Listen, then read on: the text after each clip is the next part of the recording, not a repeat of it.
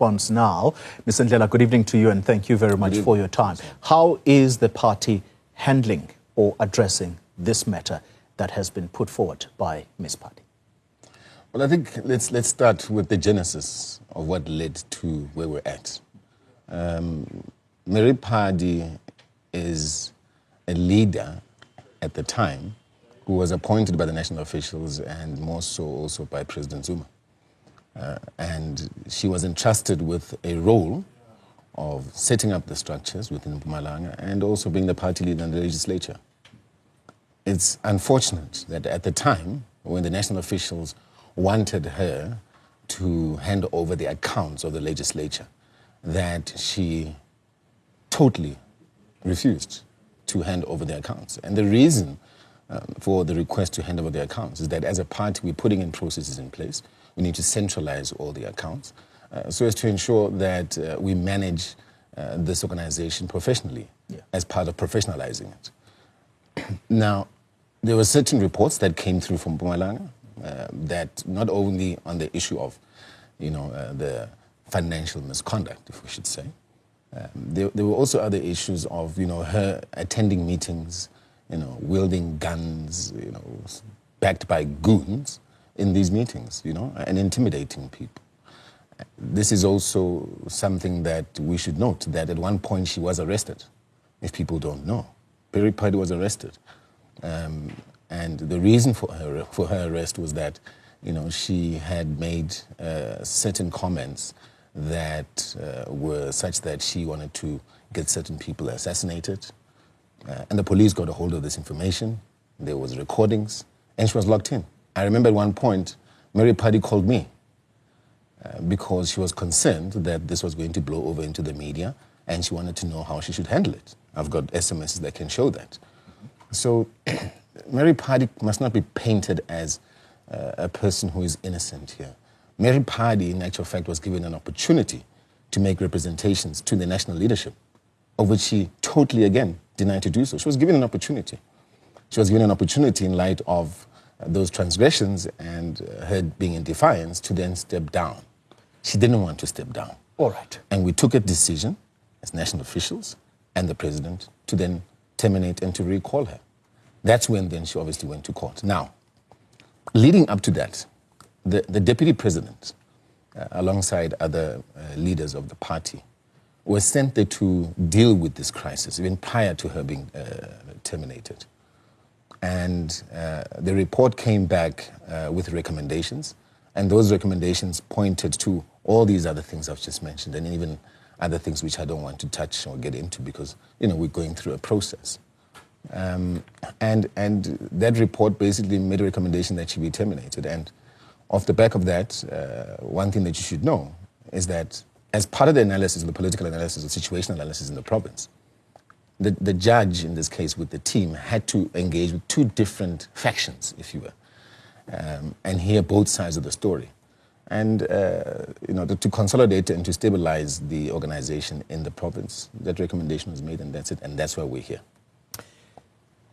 You've painted a picture of the internal dynamics within the MK, but as things stand, there is a very serious allegation leveled against the deputy leader of the party, and this is a matter that the general public of South Africa are going to be concerned about and want to know whether the party is addressing it, given the state of gender-based violence in South Africa. And so it's a matter that cannot be downplayed. So I'm going to ask you again, is the party dealing and addressing this matter in relation to Dr. Hlophe allegedly having sexually harassed Ms. Phadi?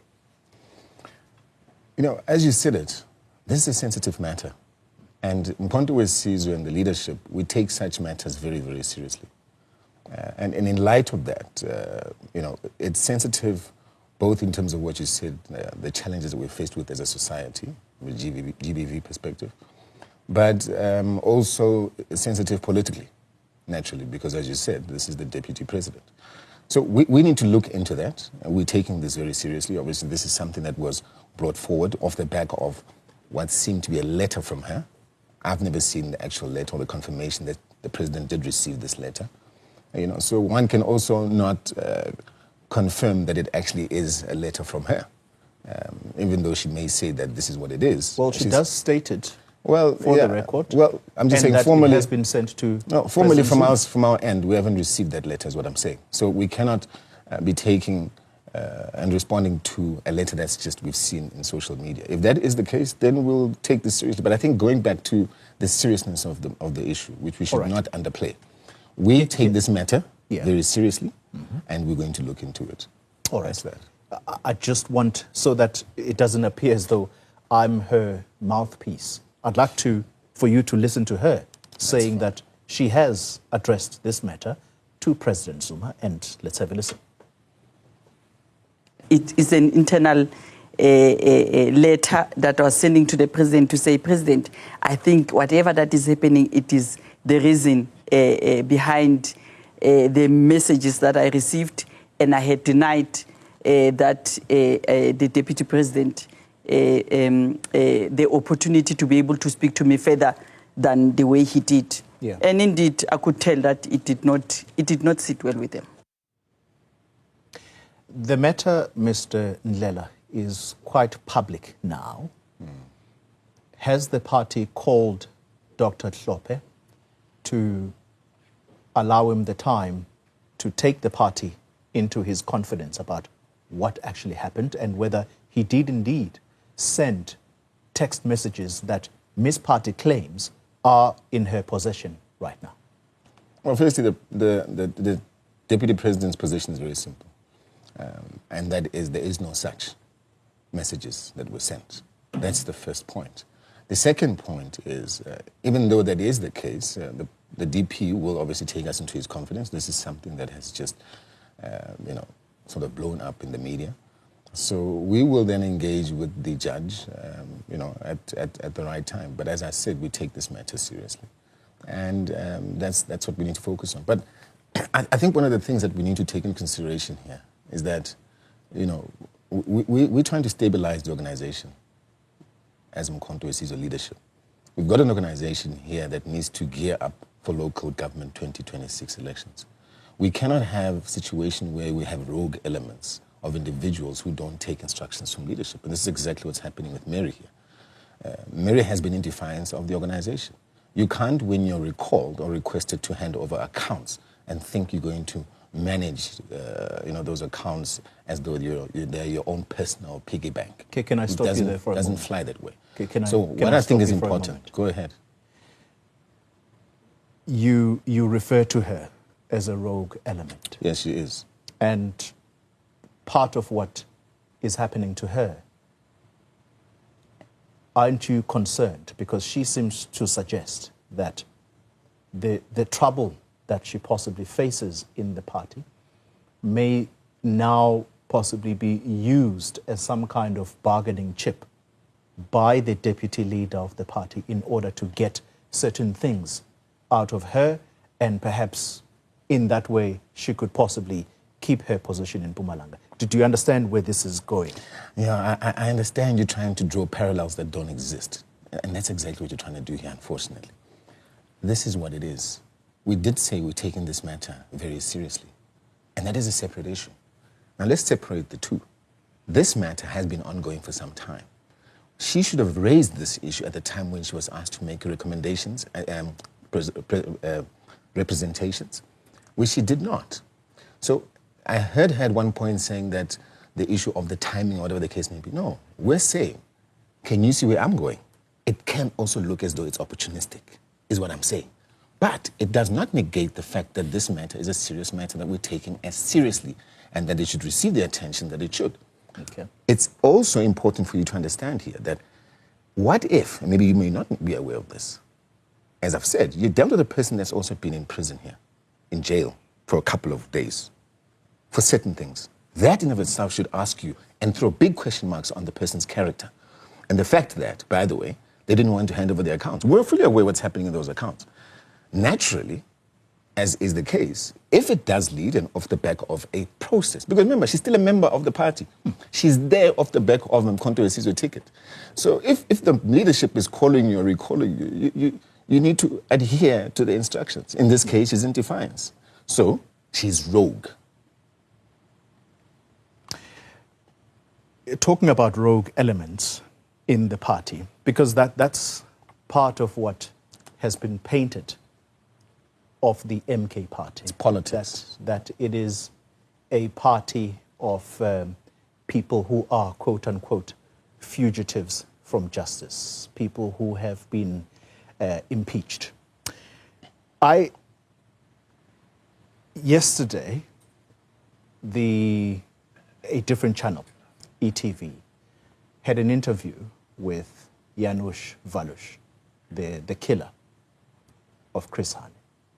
And he says the following words, and I quote, "I know Clive W. Lewis was visited by Jacob Zuma. I don't know what he wanted.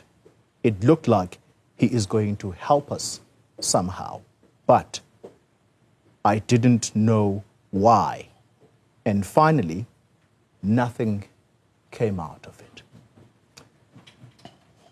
You've spoken about a rogue element or rogue elements in the MK party.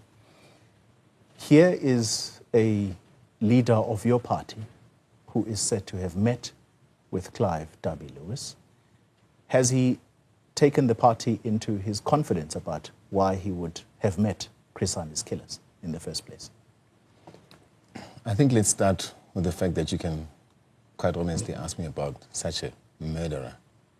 I find it insulting that, you today can bring this murderer that killed a leader such as Chris Hani, and then you want to ask me about a racist killer on this show? Are you really going to give him that platform? It's an insult, quite honestly. It's an insult. No, it's and not. I'm not interested in having a discussion about killers and Why murderers. Because they're a total insult. If you look at that interview, it's an insult that this man is even able to talk. It's a fact. It's an insult that this man can sit there and say, you yourself as a black person, Xoli, are not worthy of being in that chair.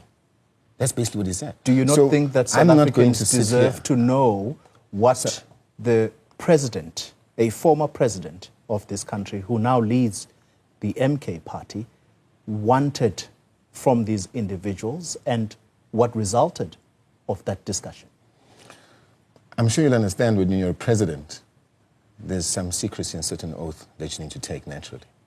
So the president doesn't have to explain himself if he doesn't need to. And it could be that there's sensitive issues that could maybe lead to other matters that are not required to come out, naturally so. So being a president is a very difficult position. It's a very difficult position because there are a lot of secrets that you have to keep, and there are a lot of things that you cannot say, naturally so, as is the case with any president globally. So for us to go and ask the president about what his meeting was with, there's so many other meetings that the president has had with many other people.